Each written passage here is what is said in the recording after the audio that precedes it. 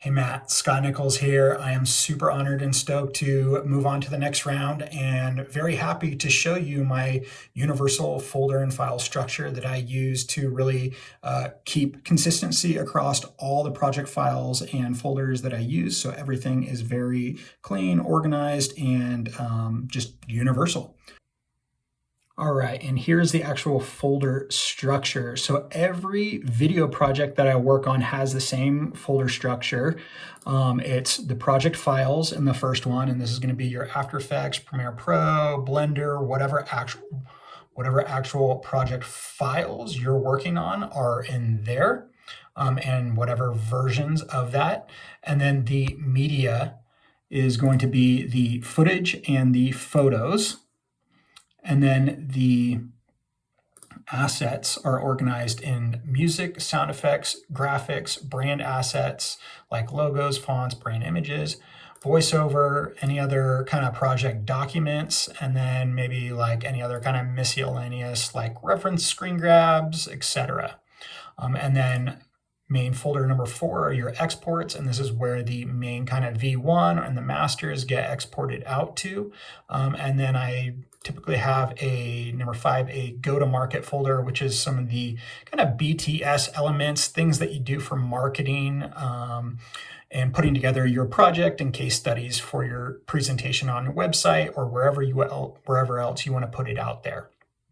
Now, this whole folder directly corresponds with the actual After Effects project folder. So within here, we have, here's the Jumbotron Sports Media After Effects project. And in it, you're going to have the raw media. And in here, this is folder 1, footage and photos, right? All organized. And then O2 is going to be your comps. Oh, sorry, there we go, your comps. And typically within each one of these comps, I'm going to have like a build composition and then the master composition. And obviously that shows you can double click on the master and that will open up that composition, and that will be the kind of final resolution or the final result of that graphics. And then as you scroll down, I will press that, and then your assets. Again, this is like, it's a little less relevant for After Effects, but you got the music and sound effects, and then your graphics, which again are like, 3D models or like maybe your textures, other visual effects that are downloaded for the project, etc. Those all live here. And then your brand assets, like your logos, all organized, and then your solids folder at the end. Now, this also corresponds, as I was saying, this is universal. So in the Premiere Pro project file that I've brought up, this is same project, but in Premiere Pro where we really assembled everything together. Again, same folder structure, the raw media, footage and photos, all right here, cleanly organized. Photos, there we are.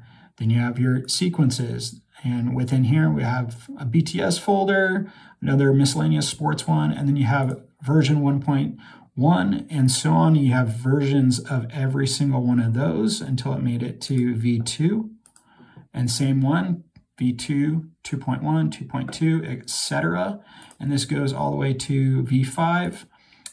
And within V5 or the last V1, we have the master sequence right there, clearly labeled. So that's a little bit of how I tend to structure those. And again, O3 folder assets, you have your music, your sound effects, your other graphics. This is where I put all of the exports from After Effects, and I bring them in here. And those are what make it into the Premiere Pro timeline. And then brand assets, voiceovers, and some BTS, and then other color mats and some motion graphic templates in that folder.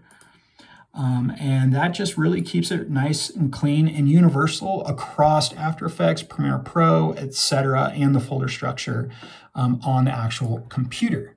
And then I also have an actual document, a Google Doc that outlines on the After Effects side and Premiere Pro, but more relevant to After Effects, is the actual coloring and labels of each different design element and composition type in there. So for backgrounds, media, logos, text, texture, design elements, adjustment layers, null objects and controllers, mats, track mats, and transitions are all clearly outlined and organized and given a clear universal label that then you can easily see every time that you jump into After Effects, right?